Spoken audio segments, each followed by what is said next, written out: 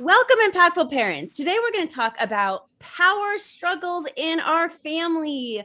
Hello, my name is Kristina Campos. I am founder of The Impactful Parent, and I help parents of school-age children turn their chaos into connection with their adolescent. I offer free parent education videos every week, online courses, and coaching. And if that wasn't enough, I bring experts in on other fields onto the Impactful Parent stage to teach you even more. And today I have a special guest. His name is Philip Motts. And Philip is a homeschooling dad of 3 kids. He is a monthly contributor to the magazines The First Time Parent and fatheringtogether.org. And Philip also has his own supportive parenting groups. And I'm very happy to have him on here today to talk about power struggles. So thank Power you for struggles. being here, Philip.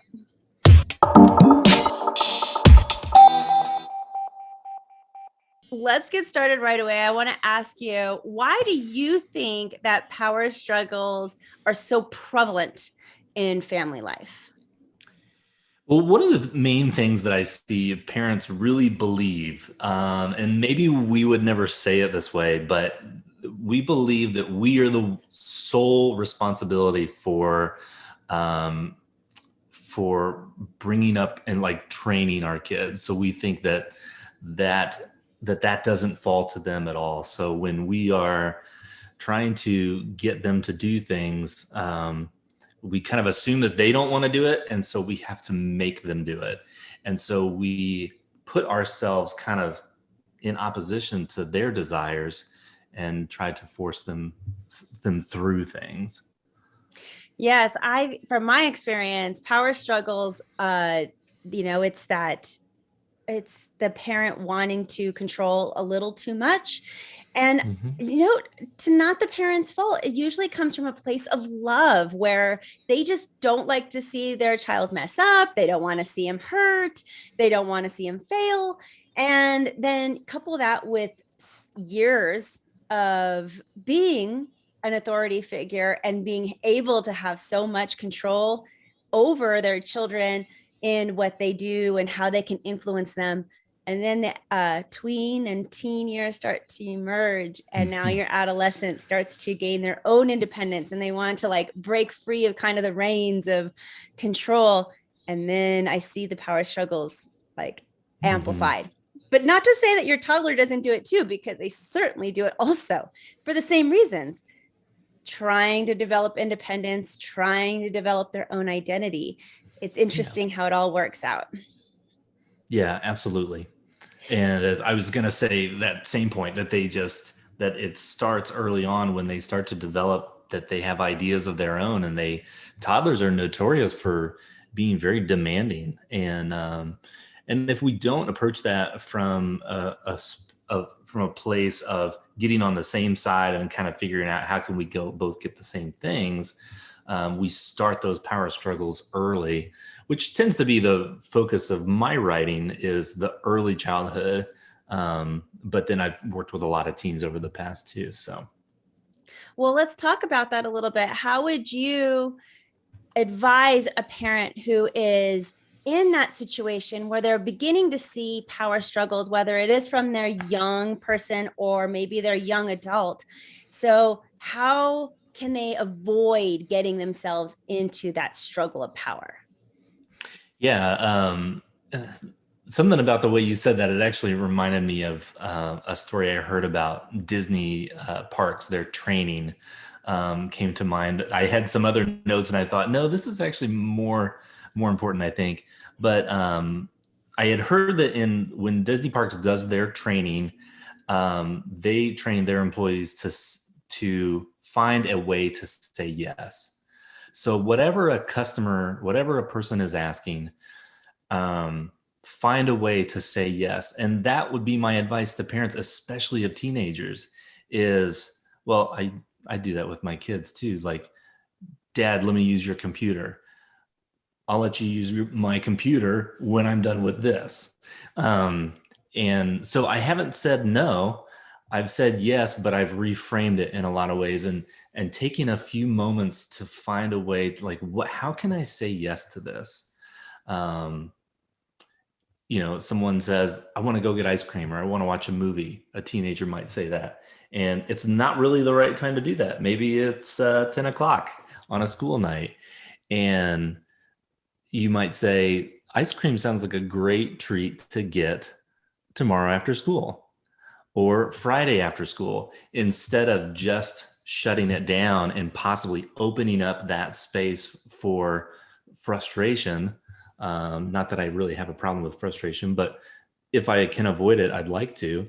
Scheduling it out, as long as it's something that you can hold to, then I think that's a really great way to keep those power struggles at bay. I love that suggestion. And I do the same with my own children. I talk to parents about it, but I love how you framed it because it's so simple. How can you say yes? And I feel like that's a mistake that a lot of parents make is they're just so quick to say no. And that word, no. And Mm-hmm. automatically that puts whoever's on the reciprocal end of it in a defensive mode. And more so, right, if you got a teenager trying to assert independence. So I love the suggestion. And if you can just find a way to say yes instead, and it's all about how you're presenting your no, Mm-hmm. it's about Yeah. how you're coming at it. And it can be tricky. And I know a lot of parents who are listening to this right now are like, yes, it's so simple. It's going to be a lot more difficult than you realize because you're out of Yeah. practice. But to intentionally really try to say yes in a different way, eventually with practice should become easier and avoid a lot of those power struggles that you're talking about. Yeah, and I'll use another life example. I work with I take improv classes, and one of the lessons of improv is yes and, that whenever your partner on stage is offering something to you in a scene, that you with your actions say yes, and I'm going to add to this. And so once we get used to finding a way to say yes, then we can also add our ands as well. I want to go get ice cream. Yes, let's do that tomorrow. And I can run an errand to the store at the same time.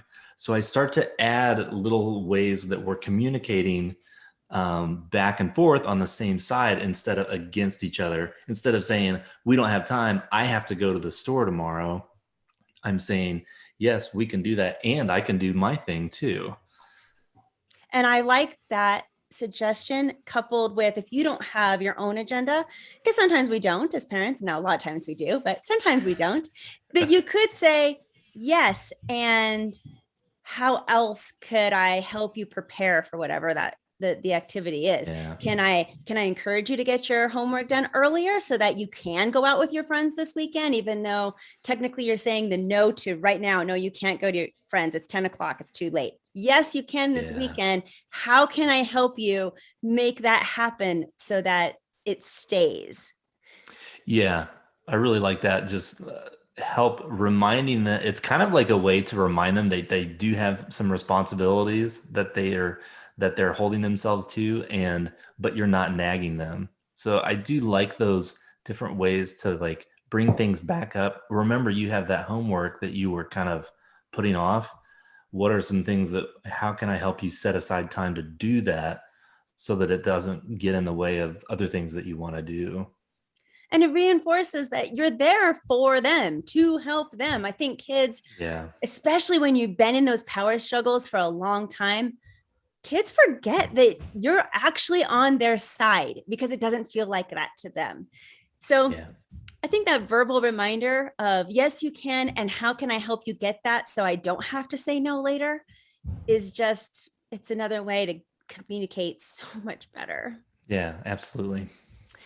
And so now I want to ask you, let's talk about what really is at stake if we decide to continue this struggle with our kids because, just it happens. Sometimes we have a really difficult time not doing the power struggle. It's just too hard. So let's talk about some of those consequences.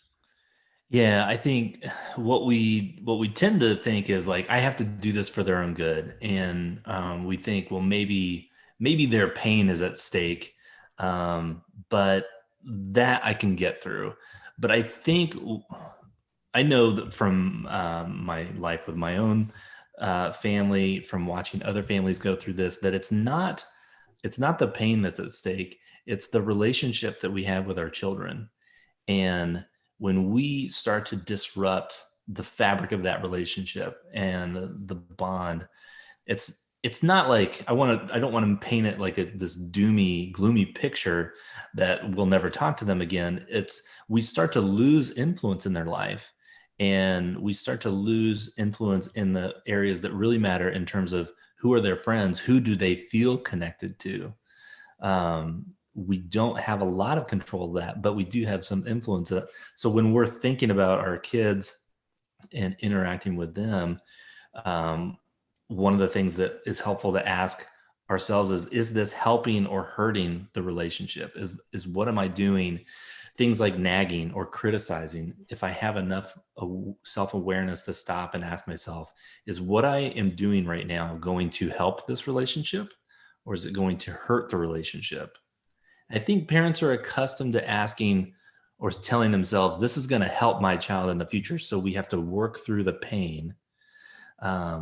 Which again, if we justify it too much, we can really start to put a lot of tension on the relationship. But if we take a step back and say, is this helping our relationship? I think that puts a different spin on it, and it can stop us in our tracks several times. And I think parents underestimate the influence that they really do have in their child's life, even as an adolescent, because even though they're rolling their eyes, their ears are still open, and they may act like they're not listening, but they are. And the more that we can make those connections with our kids, the more that that influence will stay strong, even if it doesn't seem like that. We kind of have to push through some of those tough years, because we don't want them to only turn to friendships as a point of guidance. That would be not so great usually as an outcome. You want them to have somebody, some adult in their life, and you hope it's you too as part of that, so that you can be that influence. And I'm curious to see what you think about how you grew up, because I come from a place of, I hear of a lot of power struggles with some of the parents I work with. And I find that it really actually rooted in how the parent grew up. Like, they were in a household where there was lots of power struggles. So that's a norm for them. It actually feels, I don't want to say feels comfortable, but it feels familiar. So when they are doing it in their own home with their own child, it's familiar. They don't like it, but it's something that they feel, wow, this is just kind of how it is. What do you think about that theory? I want to clarify and see if I understand you right. You're saying that the way that we were parented is what we tend to copy that. We certainly do. Yeah. Yeah, I think there's a lot of truth to that. I think it's much bigger than that too, and we don't want to be too hard on our own parents. That we need to recognize the role that other adults in our childhood played, especially in schools, the way that we perceived adults. We tend to take on that role and we become the authoritarian figure. Some people may feel like the authoritarian word is a little strong. But I think it's important to recognize that we do have authoritarian tendencies, that we tend to treat children as a culture more like property or pets that perform for us, than community members.